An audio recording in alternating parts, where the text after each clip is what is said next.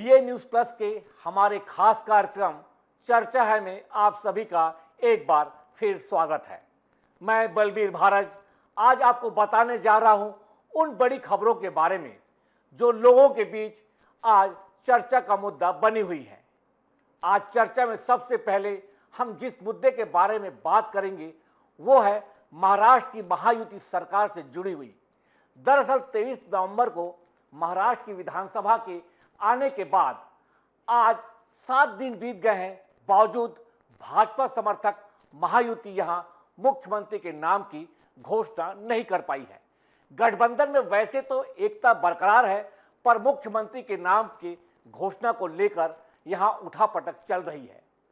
महाराष्ट्र के चुनाव में महायुति ने एकनाथ शिंदे के नाम पर चुनाव लड़ा था, पर चुनाव परिणाम जिस तरीके से भाजपा के पक्ष में एक तरफा आए हैं, उससे भाजपा अब चाहती है कि मुख्यमंत्री भाजपा का ही हो, जबकि शिवसेना चाहती है कि चुनाव चूंकि शिंदे के नाम पर लड़ा गया था, इसलिए मुख्यमंत्री शिवसेना का होना चाहिए। बहरहाल जिस तरह से भाजपा के दिग्गजों ने कमान संभाली है, उससे यह तो स्पष्ट है कि अंततः सीएम भाजपा का ही होगा और संभवतः 1 दिसंबर को नाम की विधिवत घोषणा कर दी जाएगी। इस वक्त सीएम की दौड़ में अगर देखा जाए तो सबसे आगे देवेंद्र फडणवीस का नाम आगे चल रहा है। आज मुंबई में होने वाली महायुति की जो बैठक है वह टल गई है। बैठक टलने के बाद कार्यवाहक मुख्यमंत्री एकनाथ शिंदे अचानक सतारा चले गए हैं। अब ऐसी संभावना जताई जा रही है कि यह बैठक 1 दिसंबर को होगी, जिसमें 2 ऑब्जर्वर की मौजूदगी में मुख्यमंत्री के नाम की घोषणा की जा सकती है। इसमें भाजपा मराठा चेहरे पर भी विचार कर सकती है, क्योंकि महाराष्ट्र में मराठाओं की अगर जनसंख्या देखी जाए तो सबसे ज़्यादा है।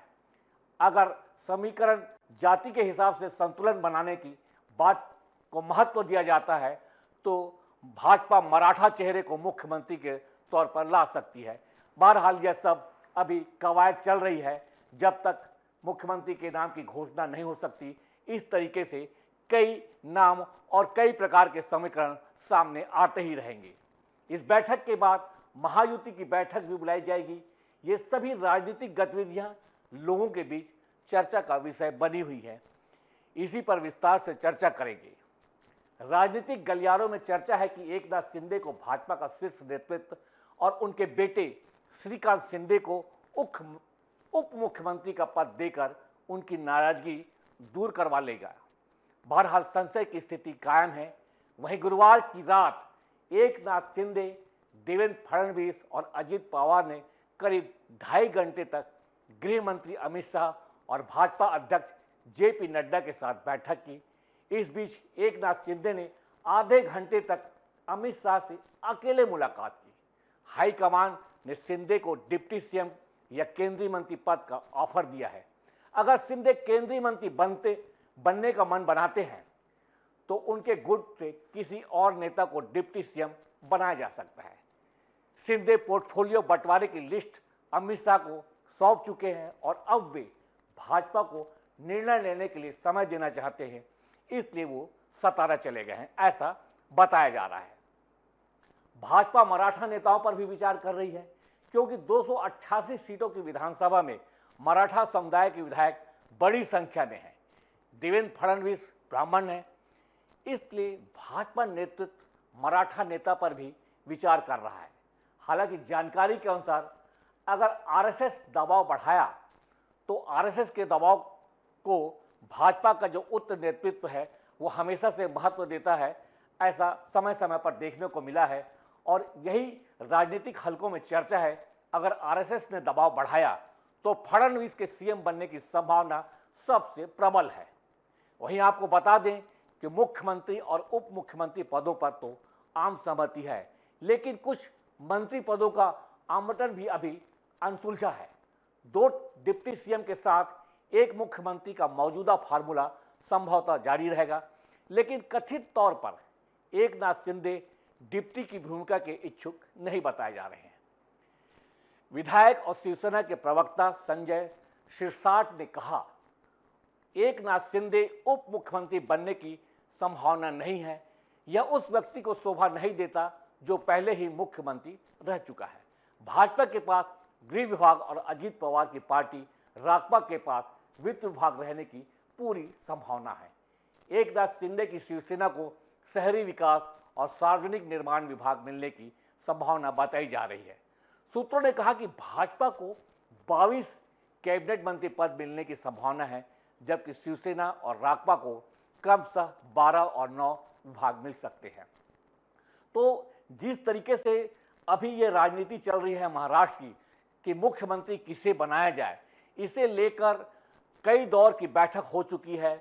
इसमें अमित शाह ने भी अपना इंटरेस्ट बता दिया है, अजीत पवार से भी बातचीत हो चुकी है, एकनाथ शिंदे से भी बातचीत हो चुकी है, और ये अभी तक धरातल पर निकल कर नहीं आया है, आम जनता के सामने निकल कर नहीं आया है कि किसके नाम पर मुहर लगेगी। लेकिन इस पूरी कवायद के बीच में यह बात एक ऐसी उड़ी कि एकनाथ शिंदे इन सब बातों से नाराज हैं, और उनकी नाराजगी वाजिब भी है, क्योंकि जिस व्यक्ति को आपने सीएम बनाया था, जिस व्यक्ति के चेहरे पर आपने महाराष्ट्र का चुनाव लड़ा था, अब अगर पार्टी जीत कर आती है तो जिसके नाम पर आपने चुनाव लड़ा था उसे मुख्यमंत्री की पोस्ट से दरकिनार करना जायज़ तो नहीं है।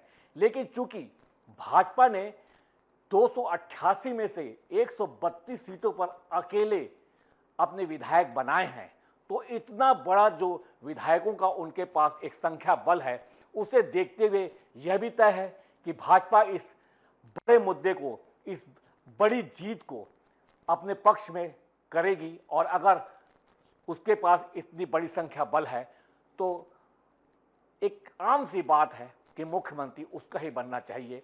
बिहार में उन्होंने ऐसा पैटर्न पे काम किया था और उस पैटर्न से उन्हें शिक्षा मिली थी कि अगर आपके पास संख्या बल ज़्यादा है तो मुख्यमंत्री पार्टी का होना चाहिए।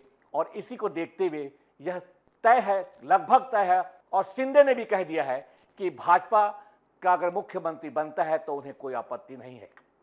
तो इतना तो तय है कि महायुति में महाराष्ट्र का जो नेतृत्व है वह भाजपा ही करेगी। नाम की घोषणा बाकी है, लेकिन जो कायस्थ हैं, जो नाम उभर कर आ रहे हैं, उसमें से सबसे सशक्त नाम देवेंद्र फडणवीस का है। 1 तारीख को जो बैठक होगी उसके बाद इसकी घोषणा हो सकती है। फिलहाल अभी कायस्थ के दौर जारी हैं, बैठकों का दौर जारी है, जोड़ तोड़ का समीकरण जारी है। अगली जो बड़ी खबर है जो आज चर्चा का विषय बनी हुई है वह है क्रिकेट। जी हाँ, क्रिकेट के खेल को लेकर इन दिनों जबरदस्त रूप से पूरे देश में और पूरे कॉन्टिनेंट में चर्चा बनी हुई है कि चैंपियंस ट्रॉफी आखिर कब होगी और उसका क्या हल निकलेगा। आईसीसी इसको लेकर बहुत ही उलझन में है, क्योंकि चैंपियंस ट्रॉफी 2025 को खेलने के लिए भारत ने यह कहते हुए मना कर दिया कि हम पाकिस्तान में कोई भी मैच नहीं खेलेंगे, क्योंकि हमें वहां पर सुरक्षा का समस्या है। इसको लेकर हम आज आपको बताते हैं कि बैठकों के दौर में आईसीसी, बीसीसीआई और पाकिस्तान क्रिकेट कंट्रोल बोर्ड के लोगों ने क्या क्या इसमें बातें कही हैं और उनके क्या विचार हैं। तो आइए हम आपको बताते हैं कि चैंपियंस ट्रॉफी 2025 पर क्या फैसला आ सकता है। बताया जा रहा है कि आज या कल में चैंपियंस ट्रॉफी 2025 पे जो रुकावटें आ रही हैं कि पाकिस्तान में मैच होंगे तो भारत खेलेगा या किसी ऐसी जगह पर मैच होंगे जहां पर भारत खेलेगा, इसको लेकर यह बैठक चल रही है। और इस बैठक के बाद आईसीसी चैंपियन ट्रॉफी 2025 को लेकर विवाद थम जाएगा ऐसा कह रहे हैं, लेकिन अभी तक विवाद थमने का नाम ही नहीं ले रहा है। जहां भारत ने सुरक्षा कारणों से अपने मैच पाकिस्तान में खेलने से इनकार कर दिया है, तो वहीं दूसरी तरफ मैच के प्रसारणकर्ता एजेंसी ने अपने व्यावसायिक हितों को देखते हुए आईसीसी पर दबाव बनाया है कि टूर्नामेंट को जल्द शेड्यूल किया जाए, क्योंकि अगर टूर्नामेंट जल्द शेड्यूल नहीं किया जाता है तो उनको भारी घाटा का सामना करना पड़ेगा। आपको बता दें कि टूर्नामेंट फरवरी मार्च में होनी है और इसकी तैयारियों को लेकर अब बहुत ही कम समय बचा है। टूर्नामेंट पर जो विवाद हो रहा है आजकल में सुलझा लिया जाएगा, ऐसी खबरें हैं। पाकिस्तान यदि भारत की शर्तों को नहीं मानता तो संभावना हाइब्रिड मॉडल के तहत मैच यूएई या साउथ अफ्रीका में शिफ्ट किए जा सकते हैं। भारत और पाकिस्तान के बीच मतभेद के कारण अंतर्राष्ट्रीय क्रिकेट परिषद की चिंताएं बढ़ गई हैं, क्योंकि भारत सरकार ने अपनी टीम को पाकिस्तान भेजने से इनकार कर दिया है। इसलिए अब इस टूर्नामेंट को हाइब्रिड मॉडल पर आयोजित करने की योजना बनाई जा रही है। भारत ने स्पष्ट कर दिया है कि वह पाकिस्तान में खेलने के लिए तैयार नहीं है, जबकि पाकिस्तान क्रिकेट बोर्ड अपनी इस मांग पर अड़ा हुआ है कि टूर्नामेंट के सभी मैच सिर्फ और सिर्फ पाकिस्तान में ही खेले जाएं। पीसीबी का कहना है कि टूर्नामेंट का मेजबान होने के नाते उनके अधिकारों का सम्मान किया जाना चाहिए। इस विवाद को सुलझाने के लिए आईसीसी ने एक अहम बैठक बुलाई है।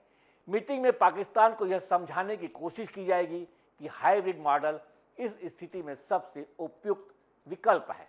अगर पाकिस्तान क्रिकेट बोर्ड इस पर सहमत नहीं होता तो टूर्नामेंट को यूएई या दक्षिण अफ्रीका में शिफ्ट किया जा सकता है। आईसीसी की बैठक के बाद इस मामले में कोई बड़ा फैसला होने की उम्मीद है।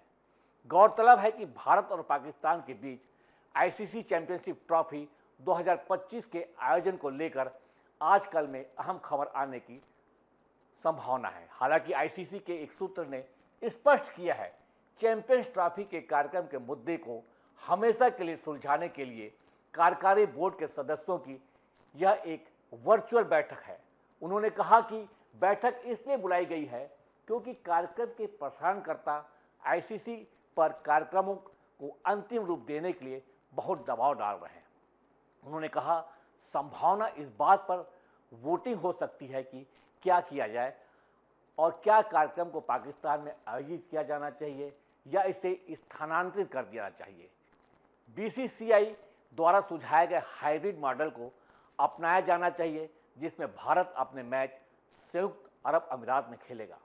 अधिकारी ने माना कि इस पर पीसीबी ने भी कड़ा रुख अपनाया है और वह चैंपियंस ट्रॉफी के पाकिस्तान में आयोजित करने को अपने रुख से पीछे हटने को तैयार नहीं है, क्योंकि उन्हें किसी भी टीम की मेजबानी करने में कोई समस्या नहीं है। अब आपको बता दें कि 2008 के बाद भारत का पाकिस्तान दौरा कभी नहीं हुआ है। आपको बता दें कि भारत और पाकिस्तान के बीच लंबे समय से द्विपक्षीय क्रिकेट संबंध नहीं है।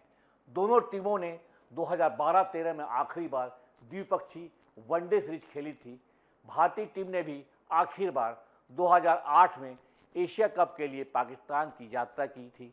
2008 में मुंबई में हुए 26/11 आतंकी हमले के बाद से ही भारतीय क्रिकेट टीम ने पाकिस्तान का दौरा नहीं किया है। तो आपको बता दें कि भारत सुरक्षा कारणों से पाकिस्तान में मैच खेलना नहीं चाहता और यही एक चीज़ है जो इस चैंपियंस ट्रॉफी 2025 जो फरवरी मार्च में आयोजित होने वाली है उस पर एक बड़ा रुकावट बन रहा है।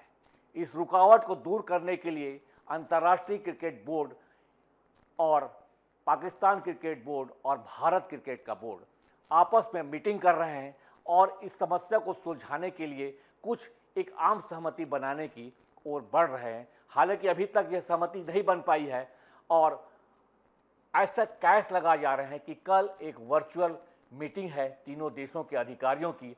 संभवतः इसमें यह जो अटका हुआ है मामला पूरा वो सुलझा लिया जाए, लेकिन कल के बैठक के पहले किसी भी निर्णय पर पहुंचना अभी संभव नहीं है, क्योंकि सभी अपनी अपनी जगह अड़े हुए हैं कि हमें क्या चाहिए। और भारत ने अपनी स्थिति को स्पष्ट कर दिया है कि वह सुरक्षा कारणों से पाकिस्तान में नहीं खेलेगा, जबकि पाकिस्तान कहता है कि हमारे यहाँ ऐसी कोई समस्या नहीं है, जब हम बाकी लोगों की मेज़बानी कर सकते हैं तो भारत की मेज़बानी में हमसे चूक की संभावना बिल्कुल नहीं है। ये तो आने वाला वक्त बताएगा, जो कि संभवतः कल क्लियर हो जाए। लेकिन फिलहाल जो चैंपियंस ट्रॉफी 2025 फरवरी मार्च में होने वाली है, अभी तक इसका जो क्रिकेट मैचों का जो शेड्यूल है वह भी नहीं बन पाया है। तो इतने कम समय में इन सारी तैयारियों को करना है, इसे देखते हुए यह बोला जा रहा है कि कल तक संभवतः कोई निर्णय इस पर हो जाए।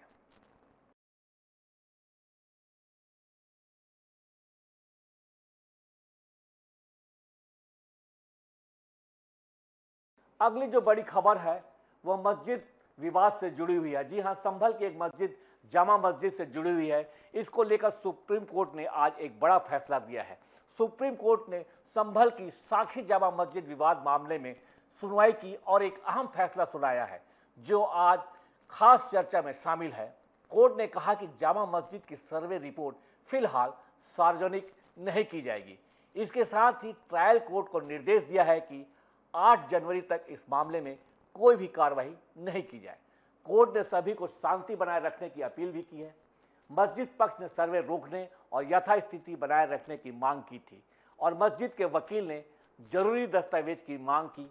आपको बता दें कि जामा मस्जिद के नीचे मंदिर होने का दावा हिंदू पक्ष ने किया है, जबकि मुस्लिम पक्ष कहता है कि यहाँ पर मंदिर नहीं है। इसको लेकर दोनों पक्ष कोर्ट में चले गए हैं और उसके बाद यह विवाद बढ़ता जा रहा है, जिस पर आज सुप्रीम कोर्ट ने दखल किया और इसे यथास्थिति बनाए रखने का कहा है 8 जनवरी तक। आज ही के दिन चंदौसी कोर्ट में भी जामा मस्जिद मामले की सुनवाई हुई। कोर्ट ने पहले कहा था कि सर्वे रिपोर्ट पेश की जाए, लेकिन आज यह रिपोर्ट पेश नहीं हो पाई। एडवोकेट कमिश्नर रमेश सिंह राघव ने बताया कि 24 नवंबर को मस्जिद में सर्वे के दौरान हिंसा भड़क गई थी, जिससे सर्वे रिपोर्ट तैयार नहीं हो पाई है। राज्य सरकार ने इस मामले की जांच के लिए 3 सदस्यीय न्यायिक आयोग का गठन किया है, जिसका अध्यक्ष इलाहाबाद हाई कोर्ट के रिटायर्ड जज देवेंद्र कुमार होंगे। आयोग को 2 महीने में अपनी रिपोर्ट तैयार करने के लिए कहा गया है, जिसे वे राज्य सरकार को सौंपेंगे। जामा मस्जिद के नीचे मंदिर होने का दावा करते हुए याचिका दायर की गई थी, जिसे कोर्ट ने स्वीकार करते हुए सर्वे का निर्देश दिया और इस निर्देश के बाद 24 नवंबर को जब प्रशासन मस्जिद में सर्वे करने पहुंचा तो मस्जिद के बाहर सैकड़ों लोग इकट्ठा हो गए और सर्वे टीम पर पत्थरबाजी व हमला कर दिया। पुलिस ने भी कार्रवाई की और इस घटना में 5 लोगों की मौत हो गई। जमीयत उलमा-ए हिंद के अध्यक्ष मौलाना महमूद मदनी ने हिंसा में मारे गए युवकों के परिवार को 5-5 लाख रुपए मुआवजा देने की घोषणा की और मामले की सख्त जांच की मांग की। सपा सांसद जियाउर रहमान बर्क ने कहा कि मामले की जांच सुप्रीम कोर्ट के न्यायाधीश की निगरानी में होनी चाहिए और पूजा स्थल कानून का पालन करने की अपील की। मुस्लिम पक्ष के वकील ने कहा कि मस्जिद में अब कोई सर्वे नहीं होगा और इसके बाद जैसा कि आपको पता है कि जिस दिन विवाद हुआ उस दिन यहाँ पर जो स्थिति बनी है वह बहुत ही भयावह थी और इसे देखते हुए सुप्रीम कोर्ट ने इस पे एक याचिका के बाद हस्तक्षेप किया है और कहा है कि 8 जनवरी तक स्थिति को यथास्थिति बनाए रखी जाए और इस पर फिलहाल जो सर्वे हो रहा है उसकी जो रिपोर्ट है उसे सबको स्थगित कर दिया जाए। 8 जनवरी के बाद इस पर सुप्रीम कोर्ट के हिसाब से फैसला लिया जाएगा कि सर्वे रिपोर्ट को आगे बढ़ाया जाता है या नहीं बढ़ाया जाता है। फिलहाल इस मामले में राज्य सरकार ने हाईकोर्ट के 2 जजों की पीठ के साथ इसकी जांच की कवायद को आगे बढ़ा दिया है। आज की चर्चा में बस इतना ही। इसी तरह अन्य महत्वपूर्ण मुद्दों पर चर्चा के लिए कल आपसे यहीं पर हमारी भेंट होगी। तब तक के लिए आज्ञा दीजिए। नमस्कार, जय हिंद।